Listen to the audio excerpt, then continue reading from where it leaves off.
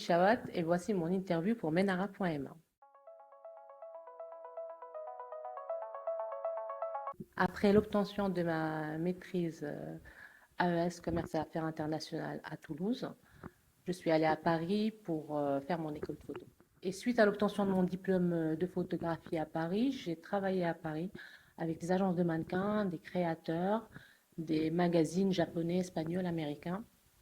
Et ensuite, je suis venue au Maroc vers fin 2006, début 2007. Je travaille avec les plus grands magazines au Maroc.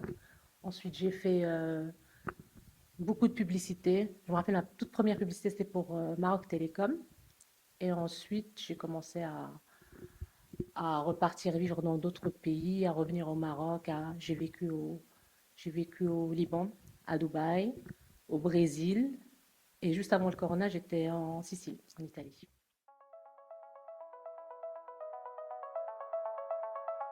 Mon premier contact, on va dire, sérieux avec la photographie a été déclenché grâce à un Minolta que mon papa m'avait offert. À l'époque, je devais avoir 12 ans. Et depuis, je n'ai pas arrêté j'ai pas arrêté de faire des photos. Même qu'une fois, j'avais voyagé sans mes parents pendant un mois. Et quand je suis revenue, au moment de développer tous les films, j'étais sur aucune des images. Et voilà, mais aujourd'hui, la photographie est un médium parmi tant d'autres qui sert ma démarche artistique, mais ce n'est pas le seul que j'utilise.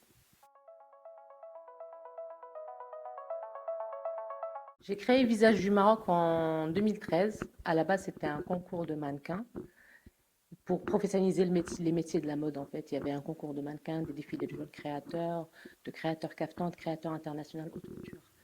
Et en fait, suite à 2 éditions, j'ai réalisé qu'il y avait quelque chose qui manquait en fait, qu'il fallait donner plus de sens parce que les jeunes filles étaient plus basées sur le physique et la beauté que sur l'intelligence et les capacités et le travail et les valeurs. Et du coup, j'ai pris un peu de recul, j'ai fait une petite année de pause et j'ai relancé la nouvelle édition qui est actuelle, qui existe jusqu'à aujourd'hui, qui est une plateforme qui représente des parcours de femmes marocaines exceptionnelles et qui sont des entrepreneurs au sens large du terme et qui sont des modèles à suivre pour ces jeunes filles.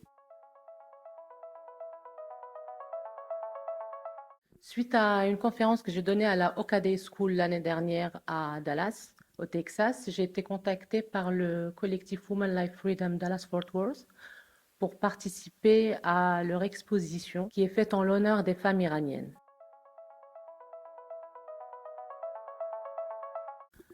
Je ne dirais pas que les problématiques étaient basées sur le genre.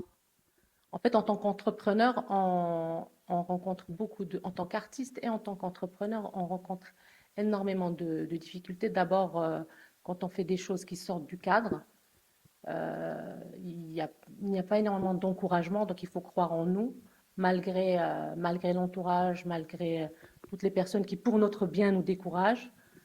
Et après, il faut apprendre à tomber, à se relever, parce qu'on tombe énormément, mais il faut se relever, parce que si on ne se relève pas, on est fichu. Mais ça n'a rien à voir avec le genre. Je pense j'aurais été un homme, ça aurait été pareil. Je pense que le plus grand des conseils, c'est de croire en soi malgré tout, quoi qu'il arrive, et d'apprendre de l'échec.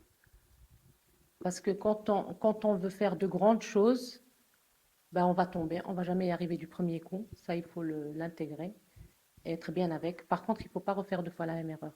J'ai toujours dit, ça ne me dérange pas de faire des erreurs, mais je ne referai jamais 2 fois la même. Voilà, en fait, en gros, il faut apprendre de ses erreurs et essayer, continuer et jamais lâcher. Oh, trop mignon. Merci, Menara Poema.